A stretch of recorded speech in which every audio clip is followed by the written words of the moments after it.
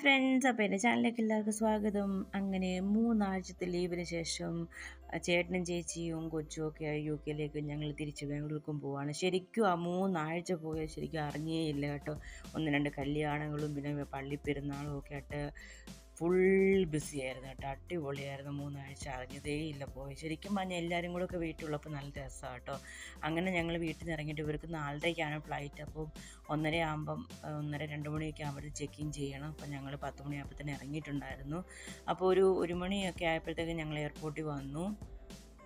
അങ്ങനെ എയർപോർട്ടിലേക്ക് ഞങ്ങളിങ്ങനെ വന്നുകൊണ്ടിരിക്കുകയാണ്. ശരിക്കും പറഞ്ഞാൽ എയർപോർട്ട് എത്തും തോറും അങ്ങനെ ഞങ്ങൾക്ക് ഭയങ്കര വിഷമമായിരുന്നു കേട്ടോ. എല്ലാവരോടും ഒന്നിച്ചപ്പോൾ നല്ല രസമായിരുന്നു. പക്ഷേ എന്ത് ചെയ്യാൻ, കാരണം നമ്മുടെ സാഹചര്യങ്ങൾ നമ്മളെ ഒന്നും അനുവദിക്കുന്നില്ല. അപ്പം നമുക്ക് പോയേ പറ്റത്തുള്ളൂ. പിന്നെ ലീവൊക്കെ കിട്ടുമ്പോൾ നാട്ടിൽ വരിക, എല്ലാവരും കാണുക, ഇതൊക്കെ നമുക്ക് പറ്റത്തുള്ളൂ. ഇപ്പം എന്ത് ചെയ്യാൻ പറ്റുമല്ലേ.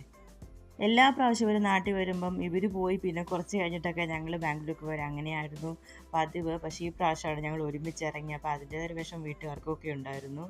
അങ്ങനെ ഞങ്ങൾ അവരെയും ഡ്രോപ്പ് ചെയ്ത് തിരിച്ച് വരുന്ന വഴിക്ക് ഫുഡ് കഴിക്കാൻ കയറിയിട്ടുണ്ടായിരുന്നു.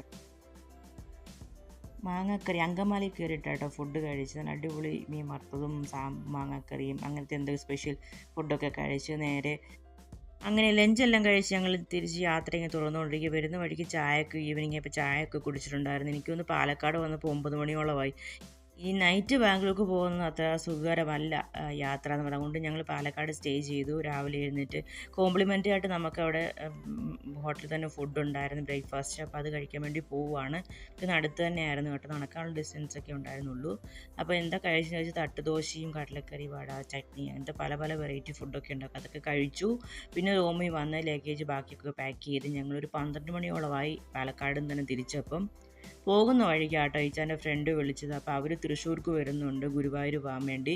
അപ്പോൾ ഞങ്ങളെ മീറ്റ് ചെയ്യാമെന്ന് പറഞ്ഞായിരുന്നു. അപ്പം അവരെയും കാണാൻ പറ്റി. ശരിക്കും അൺഎക്സ്പെക്റ്റഡ് വിസിറ്റ് ആയിരുന്നു കേട്ടോ. അപ്പോൾ അതെല്ലാം കഴിഞ്ഞ് അവരും അങ്ങ് പോയി. ഞങ്ങളും തിരിച്ച് അവിടുന്ന് യാത്ര തുടർന്നു. ഇടയ്ക്ക് പോകുന്ന വഴിക്ക് ഞങ്ങൾ ഫുഡ് കഴിക്കാൻ കയറിയിട്ടുണ്ടായിരുന്നു കേട്ടോ. ഫുഡും എല്ലാം കഴിച്ച് നേരെ ബാംഗ്ലൂർക്ക് വിട്ടു കേട്ടോ. എല്ലാം കൊണ്ടും അടിപൊളിയായിരുന്നു വീട്ടിൽ പോയതും എല്ലാം. അപ്പോൾ എൻ്റെ ഒരു കുഞ്ഞു വീഡിയോ കൊണ്ട് തീരുകയാണ്. എല്ലാവരും കാണുക, സപ്പോർട്ട് ചെയ്യുക. അപ്പോൾ എല്ലാവർക്കും ബൈ ബൈ, താങ്ക് യു.